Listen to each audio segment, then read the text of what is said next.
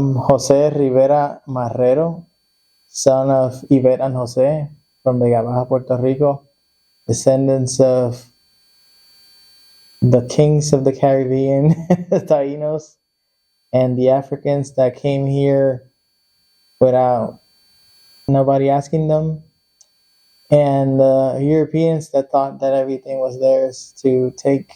And I'm an artist, I'm a person of community, I'm a man of God, a husband, a son, a dog owner, a musician.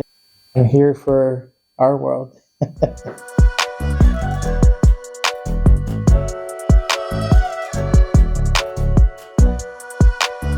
I think one of the crucial moments was when I met my now wife's family. First time I met them, I was just a friend with my wife now. And my dad always told me that before you get married, make sure that you know the family of who's going to be your wife.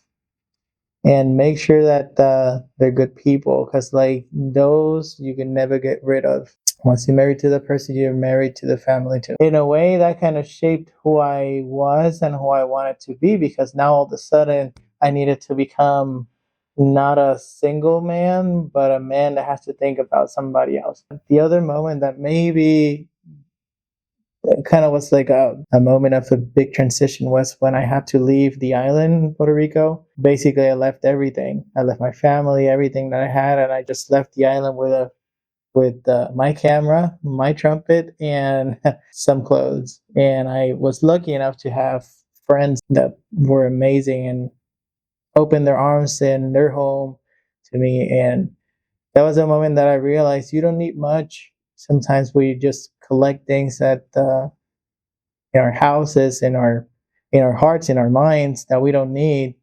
And sometimes decluttering helps us see who we are and who we want to be.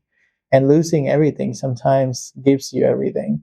So I think that was a big moment in my life too.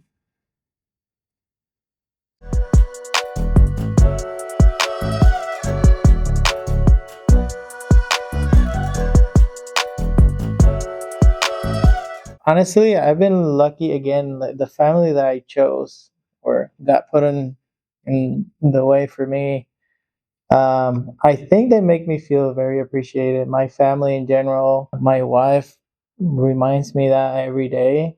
The people that matter the most to me, that I feel appreciated by them on a daily basis, honestly.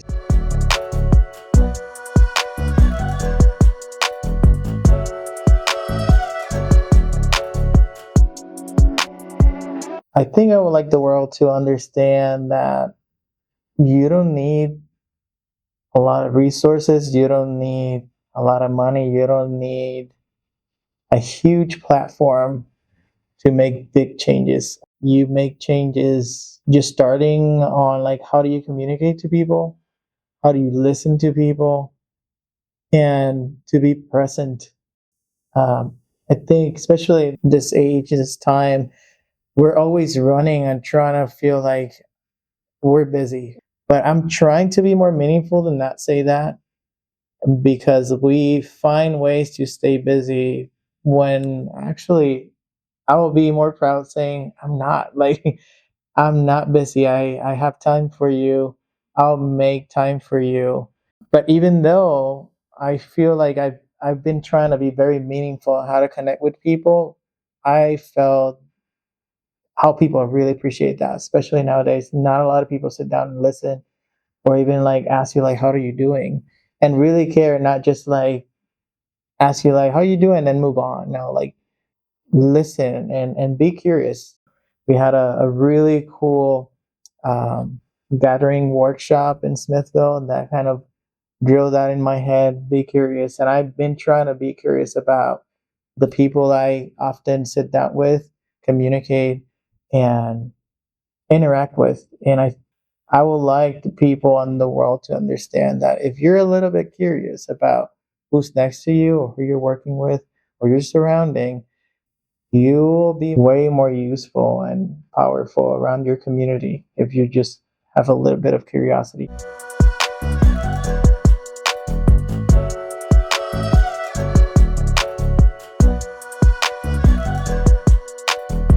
Honestly, I feel that especially in the places that we work together, women are like the cornerstones of what we do.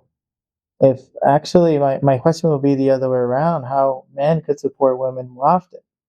Because in our spaces, women are the ones carrying all the load, doing the hard work, thinking, planning, looking for funds. And I often find that I'm the only man in the room.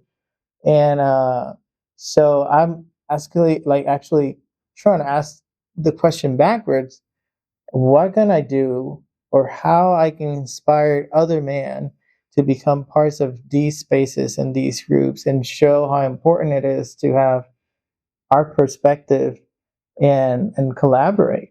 It feels like spaces for collaboration don't inspire men, like, to some degree, to participate.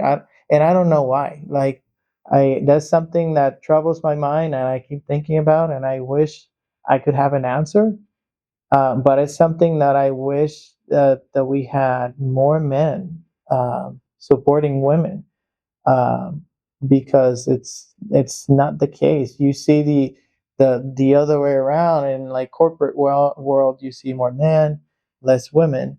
So I think it's the perception of power. I think it might be of what brings recognition and power. I hope that can be changed in our men culture.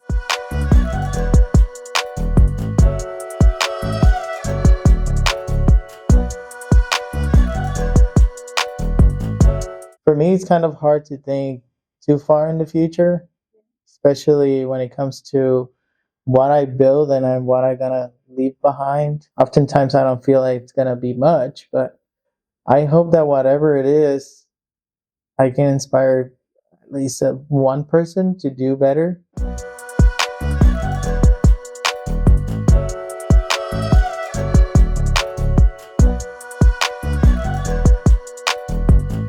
Well, I think I do have a lot of strong women in my family. Um, Puerto Rican women specifically, like, I feel they're very strong and strong minded. They're not afraid of uh, being hurt. I think that comes from our Taino roots.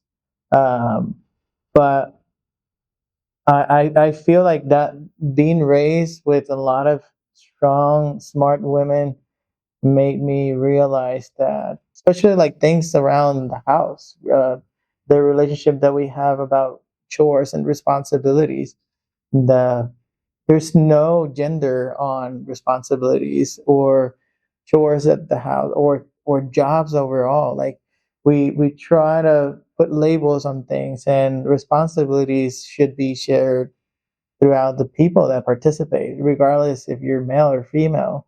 It doesn't matter. We are all responsible for things. And I think being around women that were so hardworking, and not to say anything bad about my dad, but he still had, or still has, somewhat of a more traditional home structure, where I saw my mom working very hard to cook.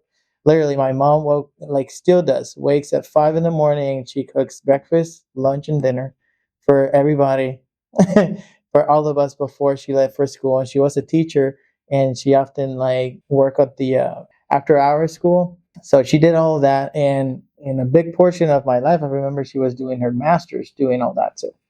So, she's like a real Wonder Woman for me. So seeing all that, I said to myself, like, I would like to be a husband that is more supportive. Even though my dad, it's a very hard worker and everything, but I feel like there were certain areas that he could have like picked up the slack a little bit. And again, we're a team, and being raised in that environment made me more aware of the man I wanted to become, and also like the kind of person that I wanted to be overall. So yeah, I think that played a big role in my life.